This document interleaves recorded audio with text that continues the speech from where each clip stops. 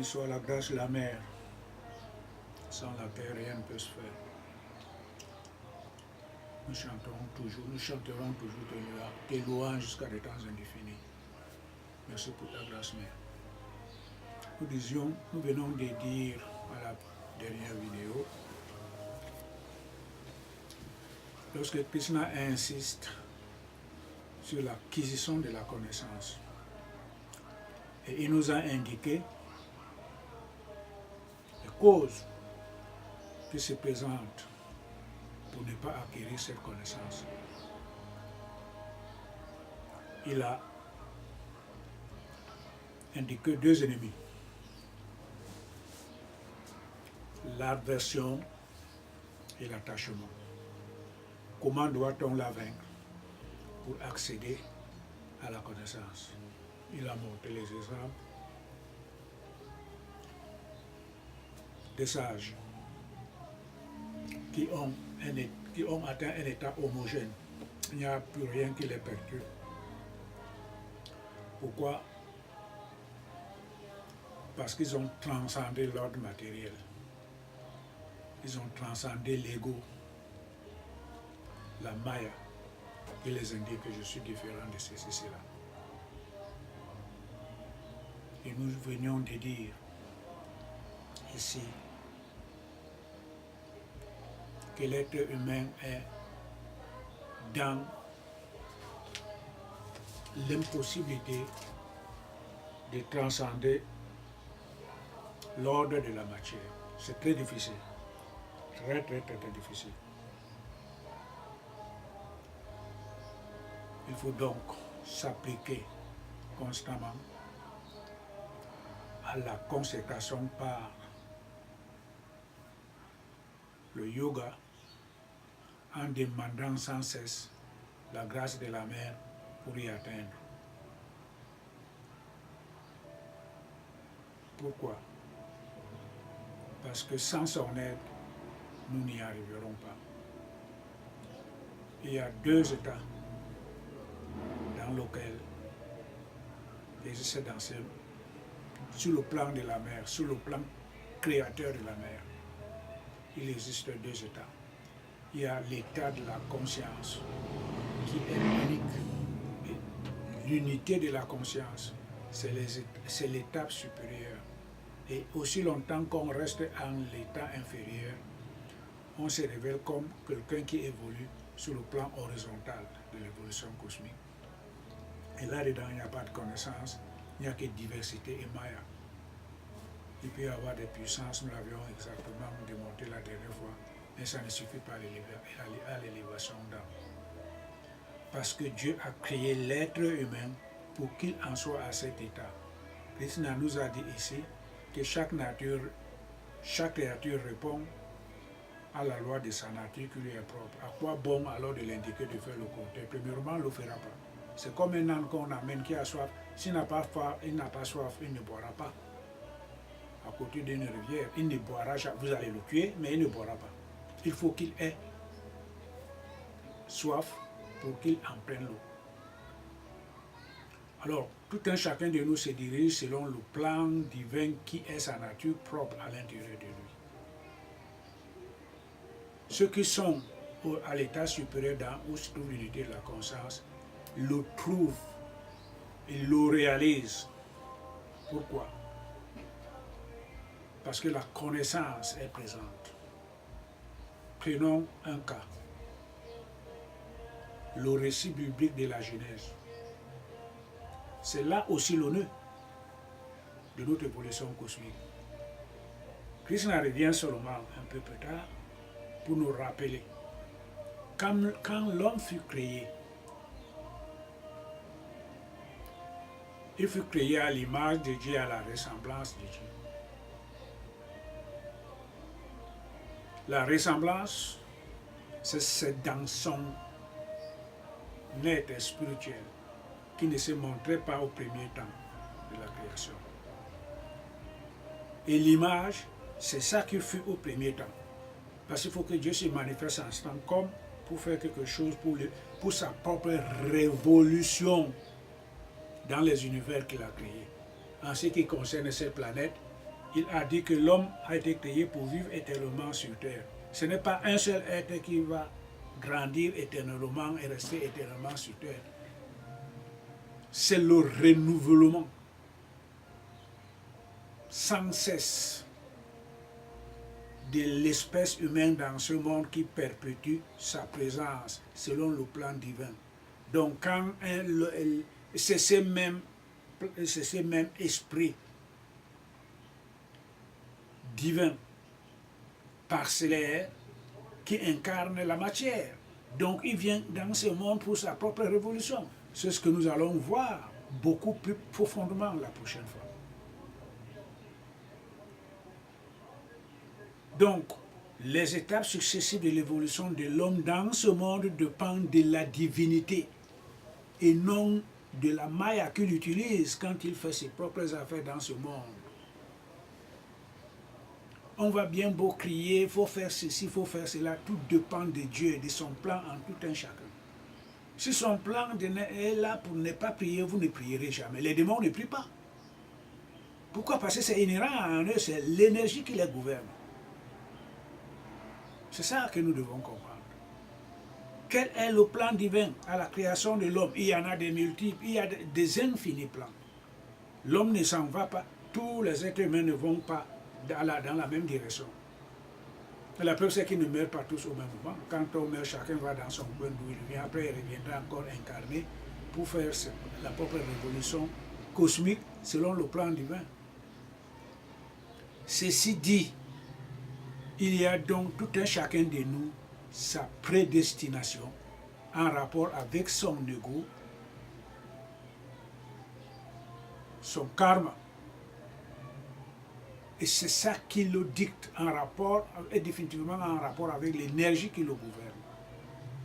Donc lorsque Krishna nous dit ici que nous ne devons pas nous en faire, chaque être humain est condamné à obéir à sa propre loi qui le régit. Nous sommes là, qui sommes enclins à la libération. Nous devons complètement nous sortir de là. Acquérir la connaissance, comme le dit Krishna, pour voir alors le monde réel, pour voir réellement ce qu'est Dieu. Parce que ce qu'il a dit Krishna, qu'est-ce qu'il disait à Arjuna?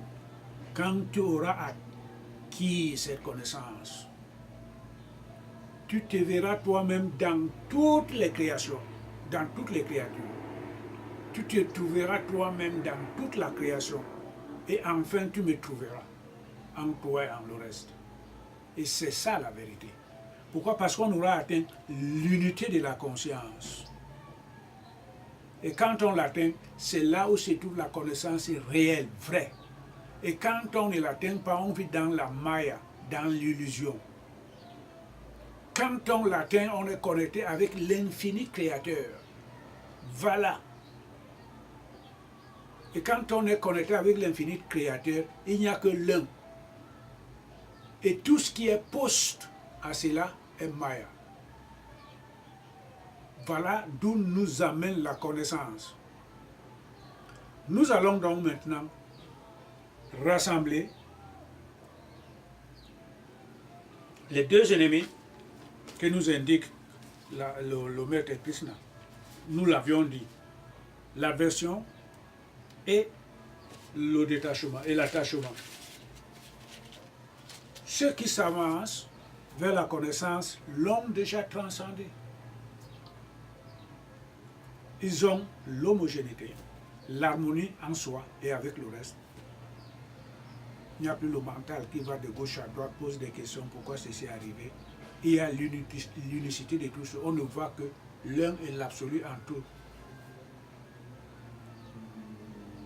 Pour comprendre alors d'où vient cette diversité, d'où vient ces processus d'incompréhension, d'où vient alors l'ennemi du mal, l'ennemi de l'homme qui est l'attachement et l'aversion. D'où ça vient? Nous allons voir au début du processus de l'évolution cosmique ce que Dieu a fait. Cela concerne proprement le plan divin. Dans le livre biblique de la Genèse, nous l'avions déjà développé très longtemps, il y a quelques années, dans une vidéo. Non, c'était dans le Facebook, mais maintenant on va essayer de le répéter légèrement dans cette vidéo. Dieu créa tout dès le premier jour. Il créa les cieux et la terre, la lumière, les astres, les planètes, les animaux, les plantes. Il arrive donc maintenant au sixième jour, il crée l'homme. Il se dit ici, et Dieu vit, et Dieu dit encore au verset 26 du premier chapitre de la Genèse. Faisons l'homme à notre image et à notre ressemblance. Et Dieu s'est mis à créer l'homme, au verset 27, et Dieu s'est mis à créer l'homme à son image, à l'image de Dieu. Et Dieu s'est mis à créer l'homme à son image, à l'image de Dieu. Et il le créa mâle et femelle. Il les créa.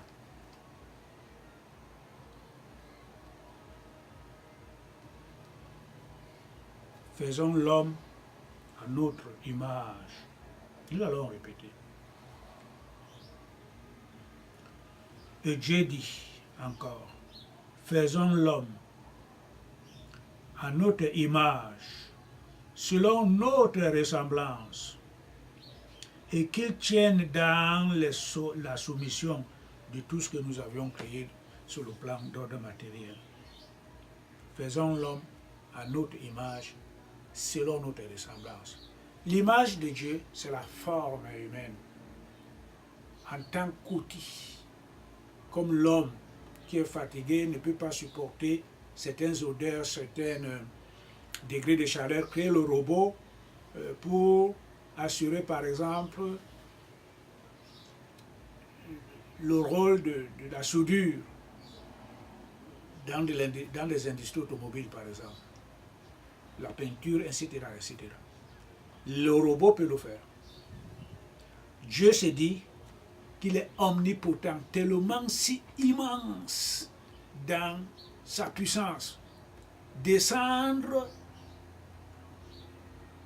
pour faire tout directement à lui, il préfère créer l'homme pour le faire.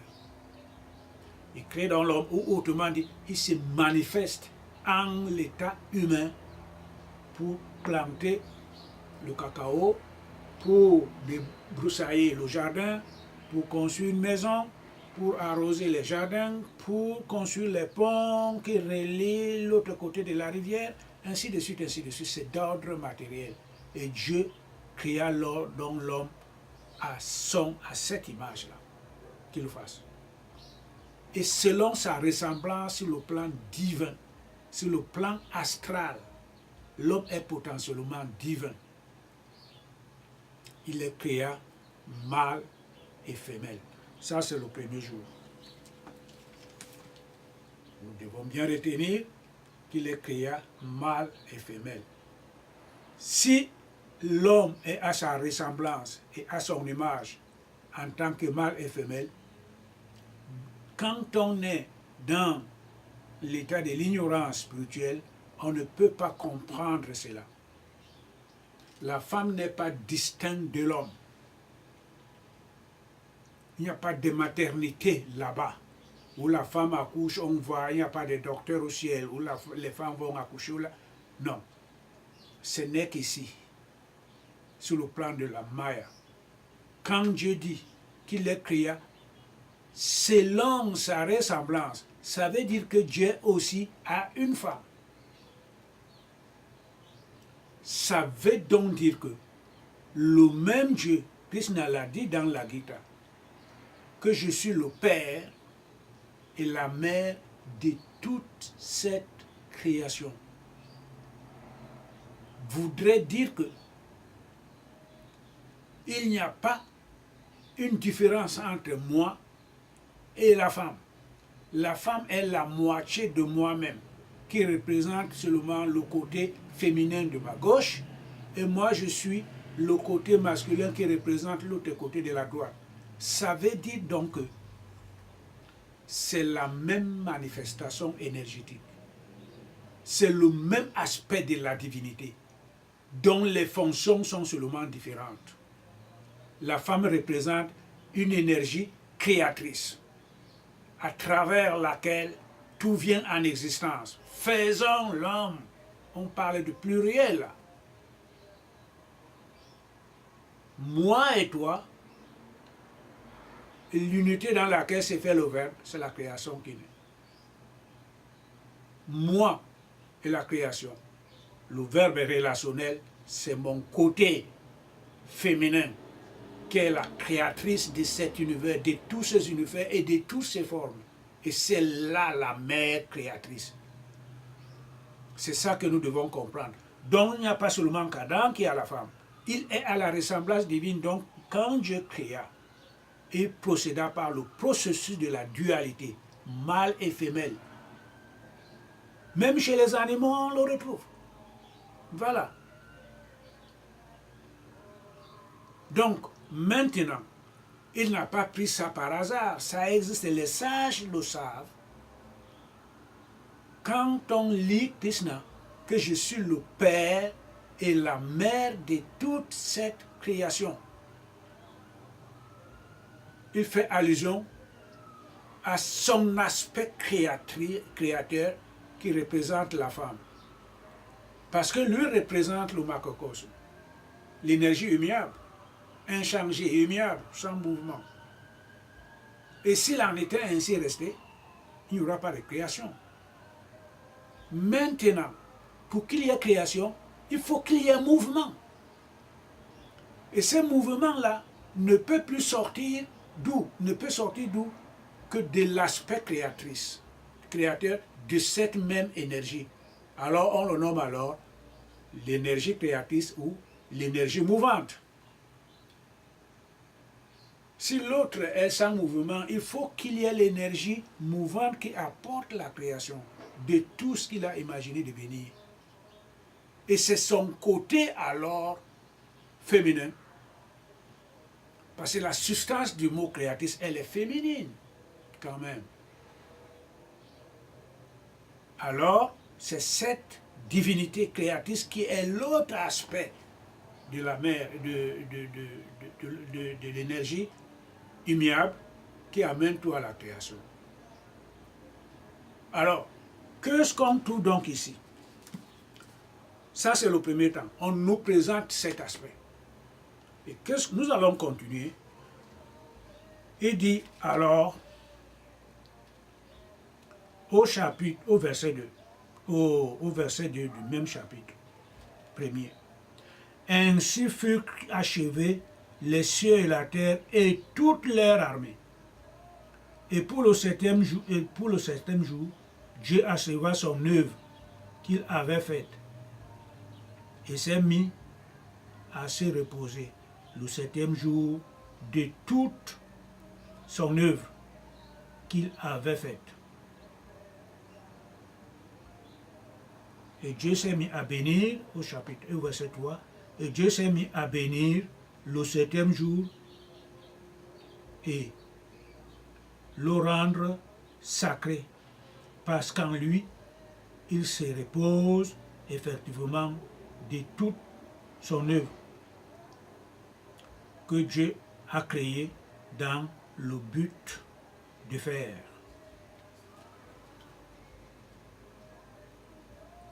Dieu se reposa au septième jour.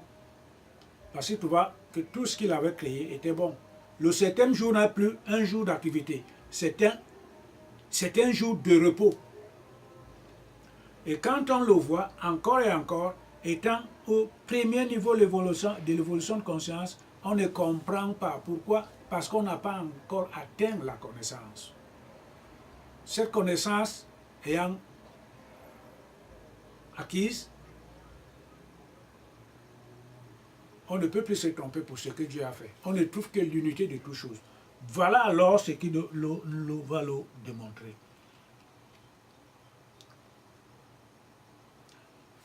Maintenant, Dieu s'est reposé au septième jour. Maintenant, on nous dit maintenant, on est au septième jour, là, et peut-être un peu plus du septième jour. Après, au chapitre 2, du verset 18. Et Jéhovah Dieu dit encore, il n'est pas bon que l'homme reste seul.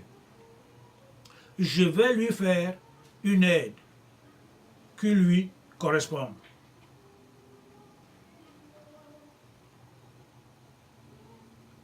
Il n'est pas bon que l'homme soit seul. Je vais lui donner une aide qui lui correspond. Au premier temps, on nous dit que Dieu créa l'homme, Dieu le créa, mâle et femelle, il est béni.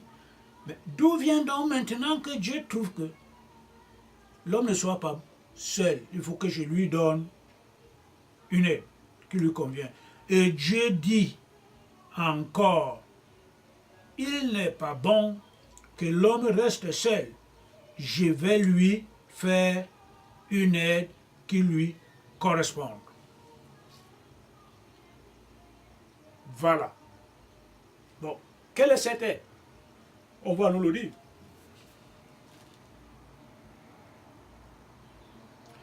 Alors, Dieu fit tomber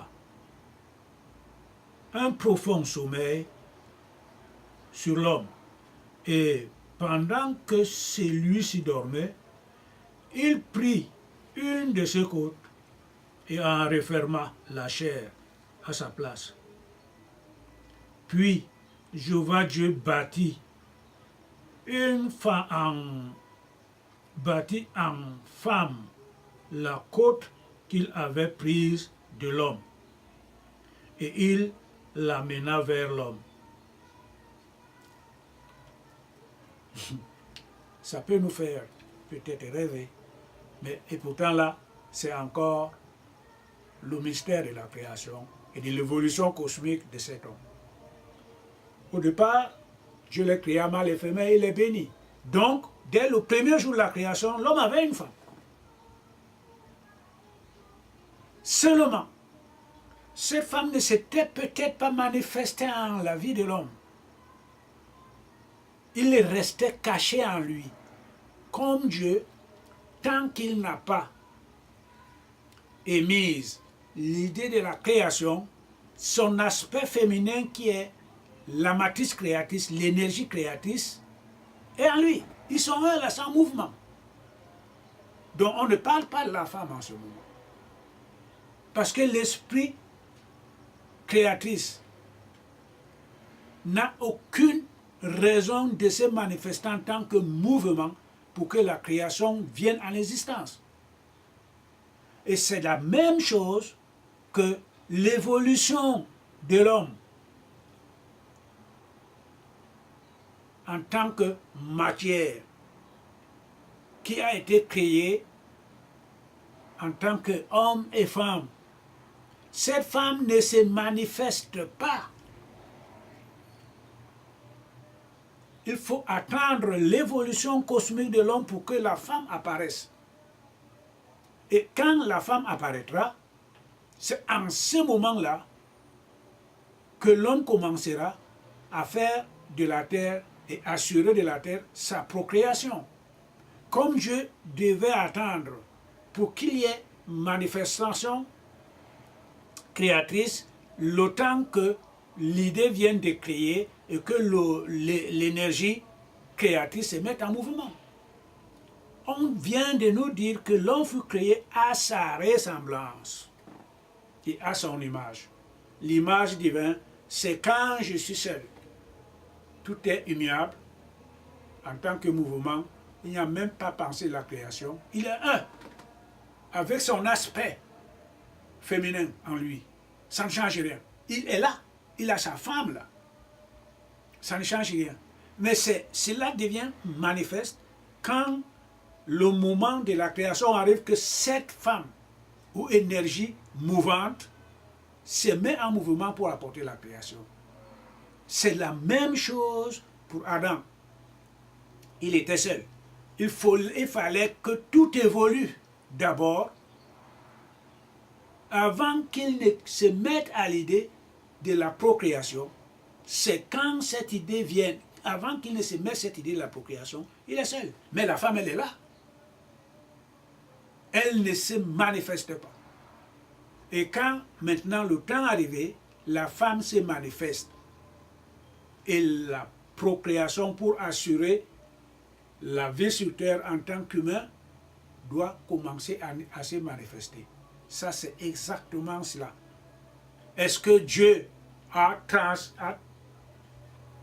transgressé sa propre loi pour créer encore une femme au 6e jour? Non, on n'a pas dit qu'il a créé. Il le créa au 6e jour. Mâle et féminin, il est béni.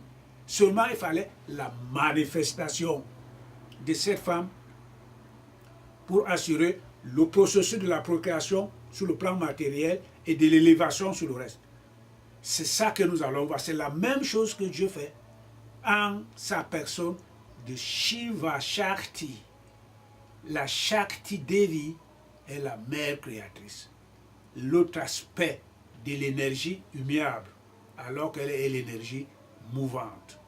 Ainsi, Adam est lumière et l'énergie matérielle humiliable, sans mouvement, alors que Eva, qu'on appelle la vie qui est sa femme, est l'énergie mouvante qui apporte la création. Et c'est elle qui va apporter tout le processus de l'évolution cosmique sur Terre, commençant par Adam jusqu'à nos jours. Sans la femme, il n'y a rien. Nous l'avions dit dans les précédentes vidéos. La femme dans le processus cosmique de l'évolution. Quel est son rôle? Et c'est là alors il fallait qu'on apporte alors les révélations pour que nous puissions comprendre que tout est codé. Ce n'est pas facile pour un être humain ordinaire de comprendre cela. Ce n'est pas facile. Maintenant, nous allons voir donc qu'est-ce que Dieu dit, qu'est-ce que Dieu décida, pourquoi les choses sont ainsi. Nous allons décoder d'abord la vie d'Adam en lui seul. La vie d'Adam en lui seul dans le jardin d'Éden ne représente que l'ego. L'ego tout court, qui n'est là tout simplement pour cultiver le jardin, faire ceci, faire cela, s'occuper de l'ordre matériel tout simplement. Point final. Il n'avait pas d'autre chose. Dieu ne l'a pas dit à conçu une église pour m'adorer. L'ego ne représente rien. L'ego ne représente que la maya, l'illusion. C'est pour ça que Dieu dit que nous devons donner, il n'est pas bon que l'homme soit seul. C'est-à-dire aussi longtemps que l'homme est seul, dans son état de l'ego, il ne fera rien. Rien, rien du tout. Et c'est pour ça que quand on les créa, on les donna la loi de ne pas manger le fruit de la connaissance du bien et du mal. La femme était toujours là. L'Adam l'a compris.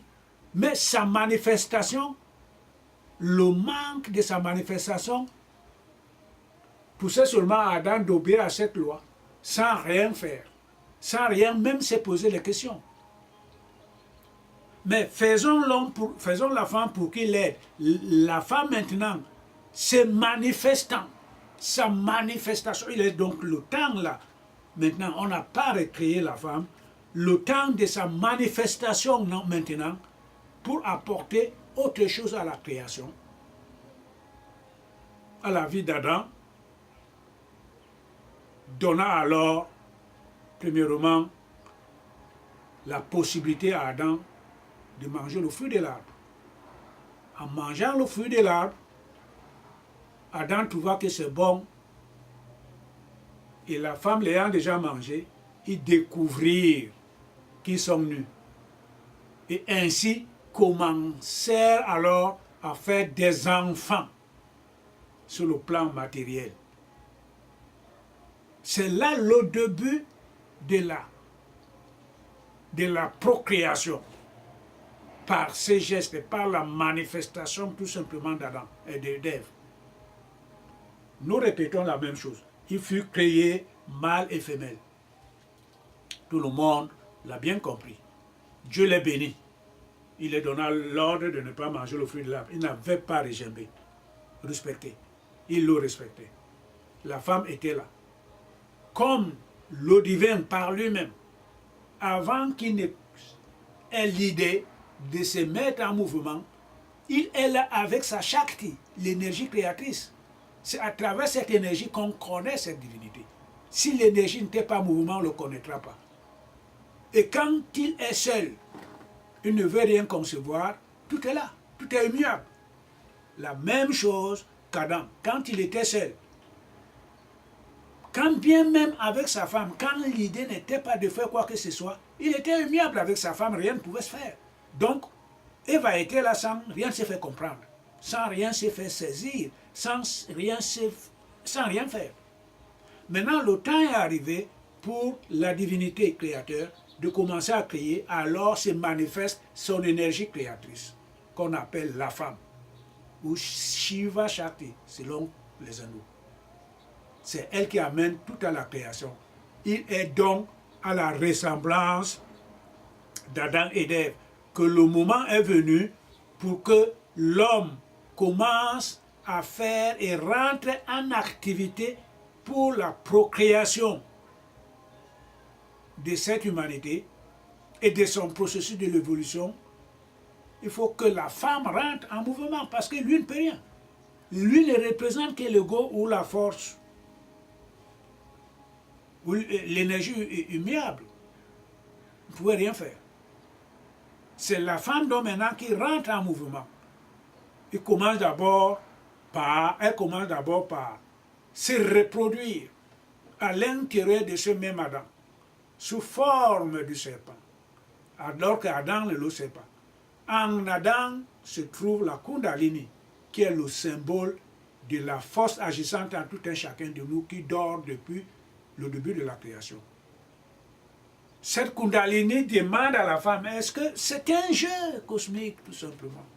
Cette Kundalini qui n'est autre chose que la mère divine, qui est la manifestation d'Ève en tant que femme d'Adam, qui se reproduit en tant que Kundalini. Il lui demande, est-ce que Dieu vous a dit réellement que vous ne devez pas manger ce fruit? La femme dit oui. Oh, mais ce n'est pas vrai.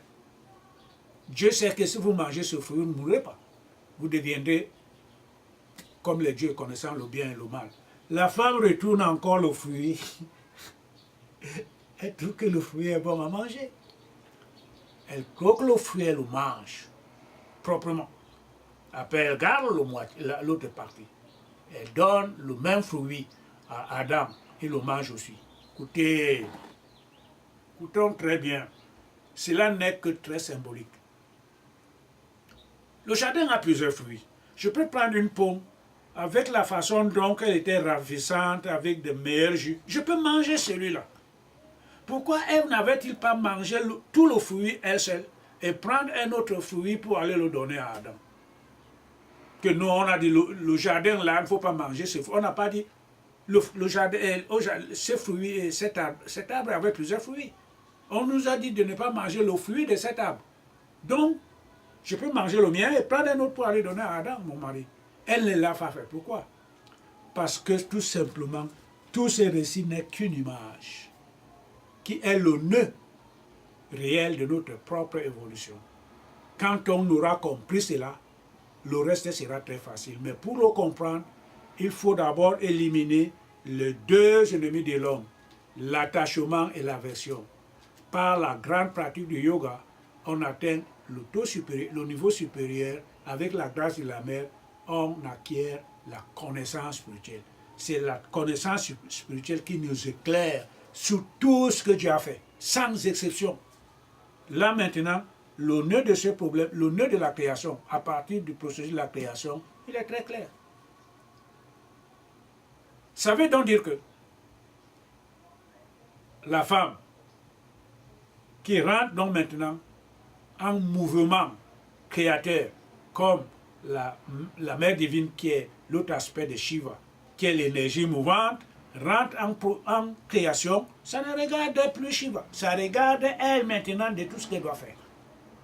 C'est comme Eva, la femme d'Adam, qui doit rentrer donc maintenant dans le jeu qui lui permet d'assurer la procréation dans ce monde, qui lui permet d'assurer l'évolution de l'espèce, pose alors le jalon de cette évolution en ce sens que voilà le fruit qui n'est autre chose que la connaissance. Sans connaissance, on ne peut pas aller plus loin que cela. On reste dans l'état immobile de l'ego tel qu'il était avant. Il fallait donc que la femme arrive en tant qu'aide, comme nous l'indique la Bible ici. Donnons l'aide à Adam. Et la mère Ève se relève donc être une aide ou une énergie créatrice. Elle crée alors les humains sur terre en assurant la procréation. Elle donne alors l'image. Elle donne alors le fruit à l'homme de le manger. En ayant mangé, ils découvrent qu'ils étaient nus tous les deux, entre guillemets. Okay? Ils découvrirent tout simplement la nudité, veut dire l'absence de la connaissance spirituelle. C'est là la nudité. On est toujours dans le brouillard. On est toujours dans de la maya, dans l'ignorance, dans l'obscurité spirituelle. Quand on est dans l'obscurité spirituelle, on ne voit rien, la preuve. Quand on est dans le noir, lorsqu'on se voit soi-même, on ne se voit pas soi-même. Il faut sortir du noir pour dire, ah maintenant, je dois m'habiller, les gens vont venir. Mais dans la nuit opaque, on ne se voit même pas soi-même. Voilà. Donc ils étaient dans le noir, dans l'obscurité de l'ignorance spirituelle, ils ne pouvaient pas s'en rendre compte. Mais maintenant, ayant mangé le fruit, la lumière divine apparaît, l'étincelle divine est mise en eux. Maintenant, ils découvrent donc qu'ils sont dans... Ils étaient dans l'ignorance. Donc ils étaient nus. C'est ça le problème. C'est là le nœud du processus de la création. Donc on se retrouve encore sur ce que nous dit la Gita. Les vrais ennemis de l'homme, c'est ça. Il faut les transcender. Il faut acquérir la connaissance. Adam l'a eu au jardin d'Éden. Eva, en tant qu'aide, la lui apporta en lui faisant manger le fruit. Ce fruit n'est autre chose que la connaissance. C'est la même chose maintenant que Arjuna fut indiqué par Krishna d'aller chercher cette connaissance et avec force. Avec force. Parce que ce n'est pas donné. Nous l'avions expliqué avant. Ce n'est pas du tout donné d'acquérir. Il faut la grâce de la mère. Alors il faut se battre. Par tous les moyens. Il faut le détachement en tant que le premier ennemi. On n'a rien devant soi qui puisse nous empêcher de nous approcher de cette connaissance. C'est à prendre ou à laisser. Ma famille, mes enfants, ma femme, le travail, tout ce qu'on peut imaginer, il n'y a rien que Dieu a créé dans ce monde pour lequel on peut dépendre. On ne dépend de rien du tout. En ce qui nous concerne, notre détermination de s'avancer vers la connaissance libératrice. Il n'y a rien qui puisse être comparable. Il n'y a rien qui puisse nous arriver, qui puisse arriver susceptible de nous barrer la voie. Tu ne veux pas faire ce que je fais, tu dois obéir à la propre loi de ton propre action, mais moi je ne veux pas la suivre. Je dois obéir à la mienne. On se sépare, tu prends tout ce que tu veux, ou bien tu restes, moi je m'en vais en brousse. Les enfants, vous êtes grands, c'est bon. Votre vrai père, c'est la divinité. Il pourvoit en tout et chacun de vous. Moi, je dois suivre ma libération. Il y a les hindous qui le font. Quand ils atteignent un certain âge, dans l'évolution de conscience, ils s'en vont en brousse. Là, ils n'ont qu'à méditer le matin et le soir et attendre les libérations. Ici, on continue toujours à s'accrocher, 80 ans, 90. On tourne là avec les grands enfants, il faut qu'il n'a pas appelé, blablabla, bla, bla, j'ai du mal à aller faire mes courses, il y a ceci qui ne va pas à la maison. On ne s'en sortira jamais comme ça. Il faut la discipline spirituelle, tel qu'on a dit, pour casser complètement le piège de l'attachement. Il n'y a rien qui puisse être à la place de l'amour que nous conjuguons pour notre Mère divine. C'est elle qui prime en toutes choses. Et en dehors de ça, il sera très très impossible de parvenir au-delà et de commencer à se revêtir de cette connaissance spirituelle qui nous amène à la libération. Voilà alors, là, Adam reçut le fruit d'Ève pour parvenir à la connaissance. La connaissance lui permet de sortir de l'obscurité dans laquelle il était englouti en tant qu'ego, qui l'empêchait même de réaliser qu'il est nu, puisqu'il était dans le noir, il ne pouvait pas savoir. Maintenant, avec la connaissance, on lui fait comprendre que « je suis nu, il faut que je m'habille, il faut que je me protège. » Protéger de quoi? Protéger de cette connaissance. La connaissance nous protège de l'obscurité, de l'ignorance.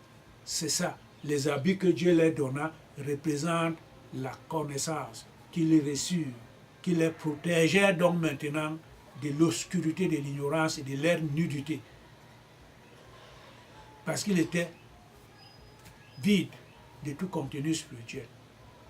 C'est ça que nous devons comprendre parce que cela se rapproche. Donc maintenant nous allons voir à partir de ça comment Adam va faire des enfants et ces enfants chacun va naître selon son plan de la nature. L'humanité commencera alors à grandir, si bien qu'on verra les tribus qui vont se former, les peuples qui se forment, chacun agit selon ce qu'il pense. C'est ça la Maya, c'est ça le but. Quand Dieu dit faisons l'homme à notre ressemblance, c'est le jeu cosmique. Tout un chacun de nous ne représente que le jeu, le plan divin, ou autrement dit, un songe divin. Je représente le songe divin pour son émanation cosmique, pour son évolution et pour ce qu'il est en train de faire. Et tout un chacun de nous naît selon le plan divin. On ne peut pas associer tout le monde dans la même chambre. C'est impossible. Le corps peut être là, mais l'esprit est différent. Quand nous dormons la nuit, où va l'esprit? Mon esprit ne va pas avec les autres, sinon on se rencontrerait là-bas. Chacun va dans son coin, rencontre les éléments qui lui sont propres.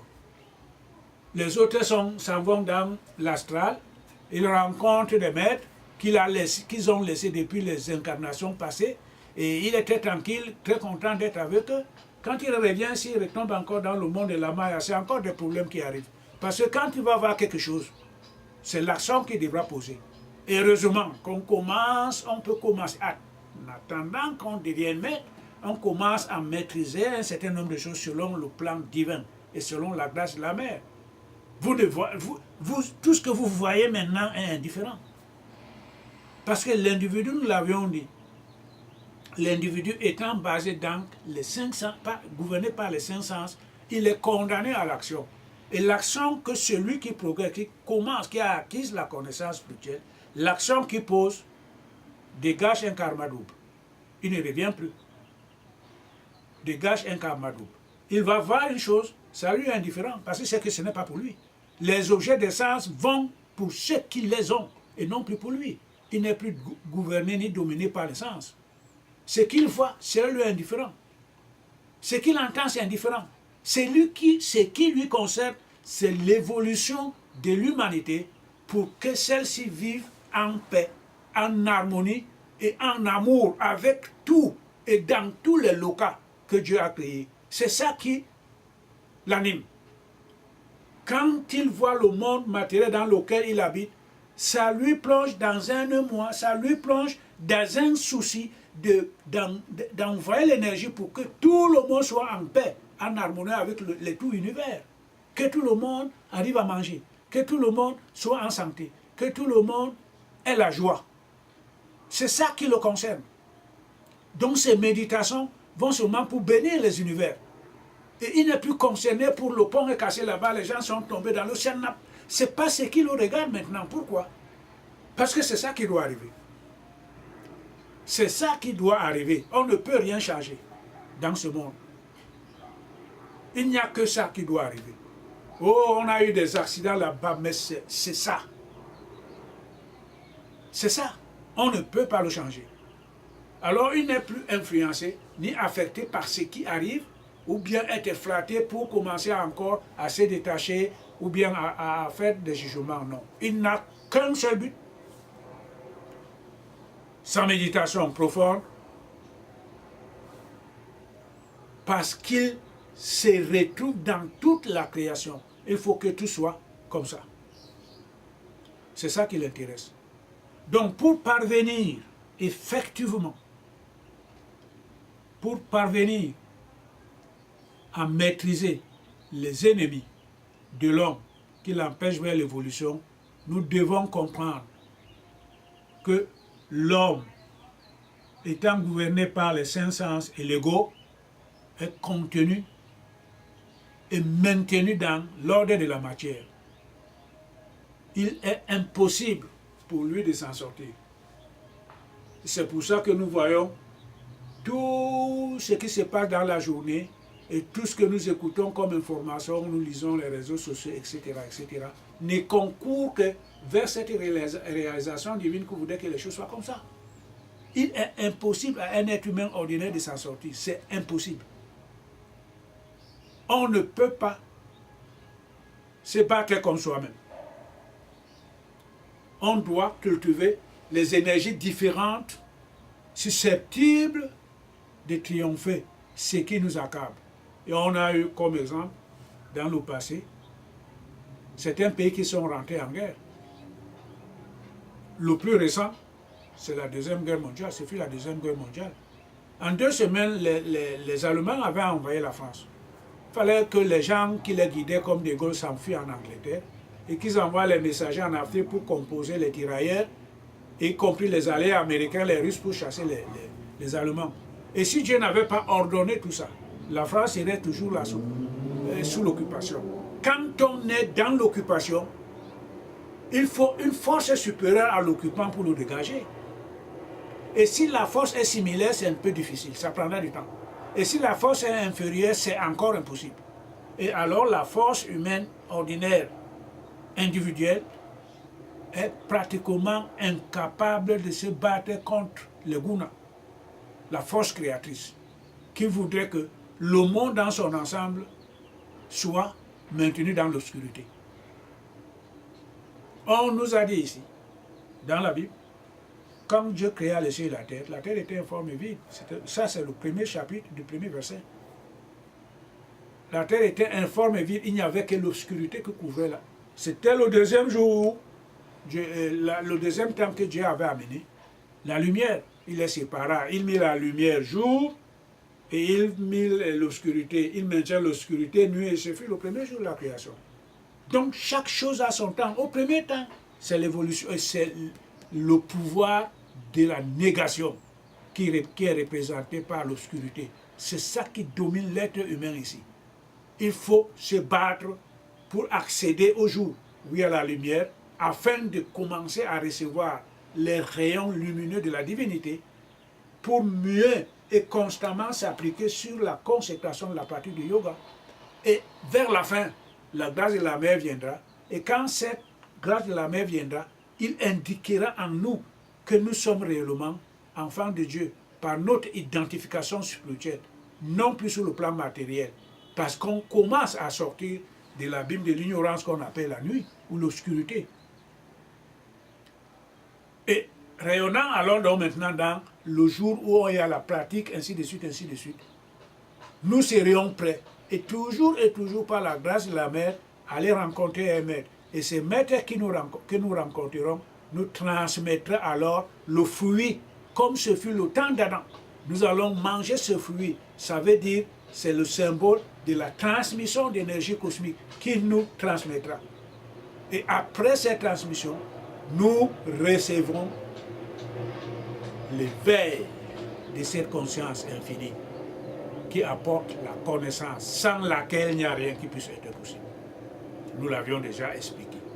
Et c'est pour ça que prochainement, nous allons revenir encore sur le processus de l'évolution cosmique. Nous allons conclure ce chapitre qui a un rapport avec l'évolution de l'être actuel. Parce que c'est la même chose. Il y a seulement, c'est le même jeu. Il y a seulement différents aspects, mais ça résume la même chose. C'est sur ça que nous allons revenir prochainement. Et nous allons voir à quoi représente chaque jour. chaque jour de la création. Le premier est différent du second. Le second est différent du deuxième. On nous a fait comprendre ici qu'il créa les cieux et la terre en 6 jours. Donc le processus de l'évolution individuelle du premier au 6, c'est ça que nous allons expliquer dans ce nœud qui empêche l'homme d'évoluer, et c'est la même chose qui empêche qui permet à l'homme de comprendre comment il doit procéder pour évoluer, transcender la nuit et aborder donc maintenant le jour. Dieu a créé dans le même jour. Il y a 2 temps. Ça continue dans le même jour. Au premier jour, il créa les cieux et la terre. Elle était informe et vide. Et l'obscurité surabondait sur la surface de la terre. Il trouva donc que il créa aussi la lumière, et la lumière, il trouva que la lumière était bonne. Alors, il nomma la lumière jour et la nuit, l'obscurité nuit. C'est fait le premier jour. Au départ, donc, l'individu vit dans des conditions démoniaques, pures, qui lui empêchent la perception même de la conscience divine en soi-même, y compris ses plans. Il est dans cette obscurité de l'ignorance qui représente le jour, la nuit. Il faut qu'il se batte fermement. Il faut qu'il fasse tout pour sortir de l'obscurité à la lumière et commencer donc maintenant à pratiquer le culte pur de la Mère divine, que lui, autrement dit, comme dit Christ et Krishna, la consécration par la pratique du yoga intégrale, c'est-à-dire toutes les formes du yoga, qui lui permettront de s'y maintenir dans la nuit et d'obtenir l'aide que Dieu avait prédestinée à Adam comme étant la femme. Cette même femme est en tout un chacun de nous qu'on appelle Ève, qui nous indiquera d'aller rencontrer un sage qui n'est autre chose qu'elle-même, et on recevra aussi le fruit du même arbre qu'Adam avait reçu pour notre éveil de la conscience, pour réaliser, ah, on était vraiment nus. Hein. Voilà. C'est un jeu. Il faut seulement que nous ayons la connaissance pour mieux la comprendre et la maîtriser. Alors, le processus deviendra très simple. On ne retournera plus.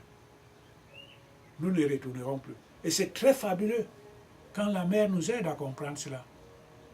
Et qu'elle nous donne encore le courage